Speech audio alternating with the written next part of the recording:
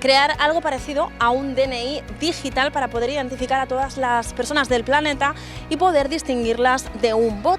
Es el objetivo que dice tener la empresa WorldCoin con un proyecto que ha impulsado a nivel mundial de escaneo de iris. Su actividad en nuestro país ha suscitado mucha controversia. De hecho, la Agencia Española de Protección de Datos bloqueó de inmediato las acciones impulsadas por el padre de ChatGPT. Hablamos hoy de esta iniciativa y también nos detenemos en las consecuencias y posibles soluciones del acoso en las aulas o de la problemática que plantea a nivel legal el tema de los incendios en viviendas, edificios o espacios públicos.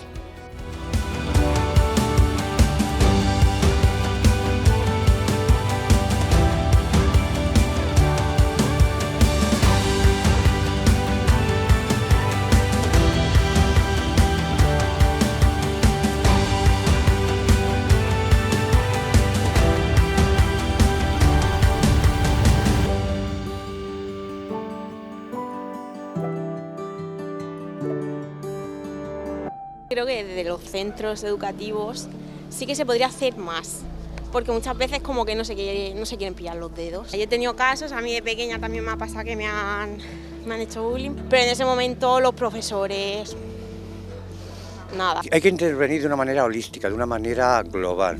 No todo es responsabilidad ni del colegio ni de los padres, sino comunidad, colegios, servicios sociales. Estas son las estrategias para seguir. El acoso no es un problema escolar, es un problema también de salud mental. ¿Por qué? Porque el niño tiene problemas de salud mental, tiene ansiedad, tiene depresión, sobre todo. Por lo tanto, tenemos que facilitar los recursos comunitarios, trabajar entre todos y poner en práctica la efectividad del plan de convivencia del centro escolar. Cuando se produce acoso escolar, realmente se está produciendo hostigamiento hacia una persona. El niño, el joven, lo primero que va a hacer es evitar ir a clase, por lo que se produce asentismo. Hay cambios en el comportamiento, son las señales que nos van a indicar que algo que está pasando. Y al niño, yo para mí que se porte mal, desde luego expulsarlo y llevarlo a un sitio donde lo puedan dirigir bien. Porque nosotros, los ciudadanos de a pie, ¿qué podemos hacer? Pues yo empatizo con los padres y con las criaturas, porque los padres también sufrirán. Podemos decir que hay un triángulo en el acoso escolar: el acosador, la víctima, pero también los observadores.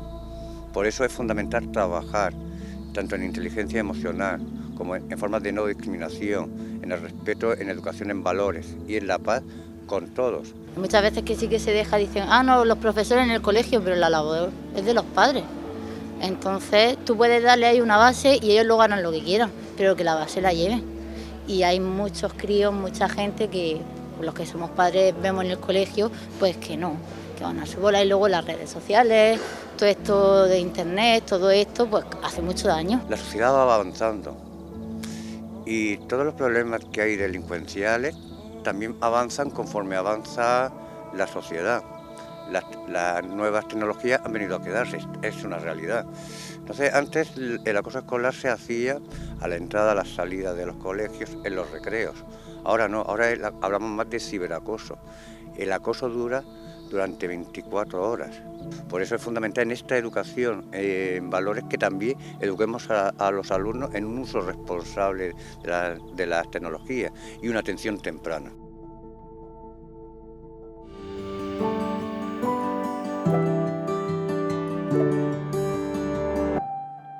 Y tengo un amigo pues que se ha escaneado el iris y a cambio le han dado criptomonedas y bueno, pues él está preocupado porque no sabe qué van a hacer con esa información. Eso guardará muchísima información privada, que luego el que tenga eso se meterá en tus datos clínicos, en tus datos del juzgado, y la gente está tan feliz porque lo único que importa son las redes sociales. Yo no lo haría porque es vender tu identidad. Una cosa muy privada, yo creo. Fue el pasado mes de febrero cuando en un conocido centro comercial de la capital murciana comenzaron a registrarse largas colas, principalmente de jóvenes, para dejarse escanear el iris a cambio de criptomonedas. Esto es algo, Sergio Murcia, profesor doctor responsable de Criminología en UCAM Cartagena, que se realizó en diferentes puntos del país y lo llevó a cabo una empresa internacional llamada WorldCoin. Sí, efectivamente, se trata de un proyecto, WorldCoin, que lo ha llevado a cabo la empresa Tools for Humanity Corporation, que casualmente es también el presidente Sam Altman, que es el mismo que de ChatGPT. Y efectivamente realizó esa actividad en diversos centros comerciales de nuestro país. ¿Con qué objetivo? Bueno, en principio lo que dicen es crear un método de identificación mundial digital que acredite la condición de humano frente a la generalización de la inteligencia artificial. En definitiva, saber diferenciar si estamos ante un humano o ante un robot.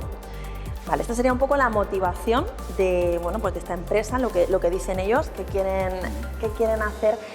Pero ¿cuáles serían los riesgos a los que nos estaríamos enfrentando o se estarían enfrentando esas personas que, bueno, pues se dejaron escanear el iris? Bueno, en un primer momento pues tenemos que tener claro que estamos entregando datos biométricos personales. Son datos muy íntimos y que, al contrario de una contraseña, de una clave que podemos cambiar cuando queramos, tenemos que ser conscientes de que cuando entregamos esos datos no podemos cambiarlos. Son datos que van a acompañarnos para siempre. Luego también pueden ocurrir riesgos de suplantaciones de identidad, que esos datos se roben, se filtren, extorsiones, suplantaciones, como hemos dicho, de identidad y otro tipo de hechos delictuales. Bueno, una vez que esto se supo, se puso en conocimiento, sobre todo se dio visibilidad a través de los medios de comunicación, intervinieron las autoridades, se bloqueó la actividad, como ha ocurrido en otros muchos países, pero fueron 400.000 las personas que antes de que se paralizara ya dejaron, ¿no?, que se cogieran todos esos datos que tú nos comentas. Por si volviera a pasar o si recomendaciones, consejos de seguridad para prevenir, ¿no?, posibles luego sustos. Sí, como muy bien dices, pues la Agencia Española de Protección de Datos paralizó como medida cautelar excepcional este procedimiento y ordenó el cese inmediato de toda toma, recopilación y tratamiento de los datos, así como el bloqueo de los mismos. Es una medida muy garantista, tenemos una legislación de derechos de protección de datos muy avanzada y en este sentido pues la empresa en estos momentos y durante 3 meses no puede hacer nada con nuestros datos, tiene que estar ahí a la expectativa.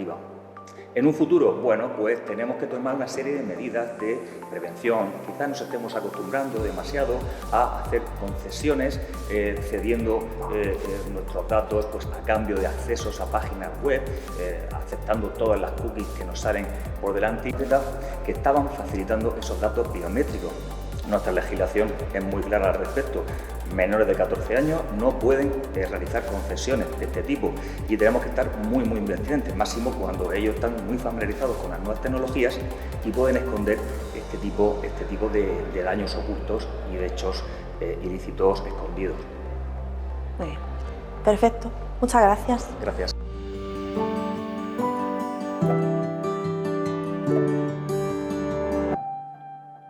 El pasado 22 de febrero, 10 personas perdieron la vida en un trágico incendio en el barrio Campanar de Valencia. Unos meses antes, en octubre, el día 1, un terrible incendio también se producía en una conocida zona de ocio de la capital murciana, dejando 13 víctimas mortales. En ambos casos continúan las investigaciones para depurar responsabilidades, para establecer el castigo para los culpables y también las indemnizaciones para los afectados, para los damnificados.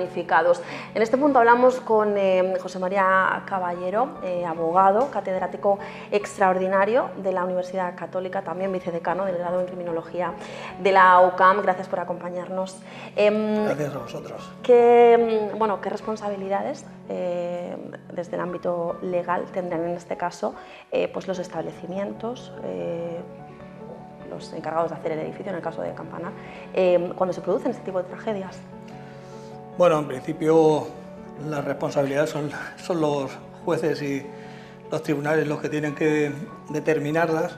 Lo que sí hay es una normativa extensa en esta materia, está el Código Técnico de la Edificación, en el caso del edificio que ardió, que establece pues, cuáles son los requisitos que tienen que cumplir los materiales de resistencia al fuego, cómo tiene que estar la compartimentación de los espacios para evitar que se pueda, en la medida de lo posible, propagar de unos sitios a otros. Después están los reglamentos en materia de seguridad, en materia de incendios, los reglamentos de protección en relación con los medios que se tienen que adoptar, que son los que disponen no solamente de qué medios, cuáles son las medidas que se tienen que adoptar, sino también las medidas de mantenimiento. Es decir, no solamente hay que disponer de extintores, de una salida de seguridad, etcétera, etcétera, sino que además esos extintores tienen que estar adecuadamente revisados periódicamente para asegurarse de que se mantienen en óptimas condiciones. Bueno, son muchos los elementos a tener en cuenta, por eso también las investigaciones pues imagino que se dilatarán todavía. Y en cuanto a las consecuencias, posibles consecuencias legales que podrían tener estas personas una vez que los jueces determinen. Aquí estamos hablando en función en el caso de las muertes, cuando hay pérdida de tantas vidas como ha pasado en estos eventos recientes, pues el juez lo que tendrá que valorar en primer lugar es si en la actuación de las partes implicadas se disponía de esas medidas de seguridad, porque la imprudencia en principio consiste o supone el incumplimiento de la producción de un resultado lesivo que era previsible y era evitable siempre que se hubieran adoptado esas medidas de precaución. Entonces lo que habrá que valorar es si existían, si no existían, si el incumplimiento de ese deber de diligencia que es exigible pues había sido leve, menos grave, para determinar cuál es en su caso la posible responsabilidad en la que se pueda haber incurrido, que puede llegar a consecuencias graves, desde luego, que puede tener unas penas elevadas.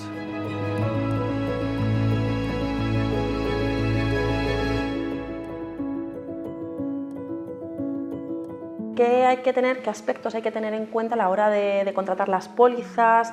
¿Qué tenemos que mirar para luego estar bien cubiertos, ¿no?, en este sentido? A ver, en primer lugar, yo a la hora de asegurar un establecimiento, un edificio, la responsabilidad civil, en primer lugar, una de las cuestiones que miran bastante los seguros es que el establecimiento en cuestión, o el edificio, en definitiva el centro a asegurar, pues cuente con las medidas de seguridad adecuadas. Lógicamente va a resultar mucho más fácil que se asegure cuando previamente se comprueba que el sitio en cuestión dispone de todas las medidas de seguridad, es decir, materiales ignífugos, que además dispone de las vías de evacuación, que tiene el plan de autoprotección en materia de incendios. Aconsejo no escatimar y que la cobertura del seguro sea lo más amplia posible. Desde nuestro papel como ciudadanos también podemos hacer algo para estar un poco, en caso de que nuestro edificio, nuestra vivienda se pueda producir, también estar un poco preparados a nivel de poder protegernos. Creo que el ciudadano lo que tiene que hacer es primero asegurarse de que las calidades que te han vendido son exactamente las que te han ofrecido, que los materiales reúnen esos requisitos por propio interés. Es decir, tú vas a vivir ahí con tu familia, con tus hijos, pues lógicamente te interesa estar lo más protegido posible. Y después adoptar medidas de precaución, que muchas veces por dejadez, no sé, esa costumbre de que muchas veces en el ascensor se dejan caer colillas, se dejan caer papeles, está ahí molestando el papel, pues se deja caer por esa abertura y cae a ese sitio que no se ve, pero donde se acumula, y que después alguien deja caer una colilla y produce pues las consecuencias que hemos visto. Creo que es un poco una labor de todos. Planificar correctamente lo que es la prevención de los incendios, tener cubierta la responsabilidad civil, y tercero, concienciar de que en el comportamiento diario de los ciudadanos tenemos que contribuir a que no se produzcan estas cosas, pero no ya en un edificio. Es decir, las personas que se van a hacer una barbacoa un fin de semana al monte y después de pasar un rato a gusto no se aseguran de que se quede todo debidamente cerrado y seguro. Entonces este tipo de conductas descuidadas son las que muchas veces dan lugar a estas consecuencias. Pues con ese mensaje nos vamos a quedar, que es responsabilidad de todos, es importante tenerlo presente. Con este mensaje nos quedamos. José María Caballero, abogado, catedrático extraordinario de Derecho Penal de la UCAM, también vicedecano de grado en Criminología. Muchísimas gracias, ha sido un placer. Gracias a vosotras.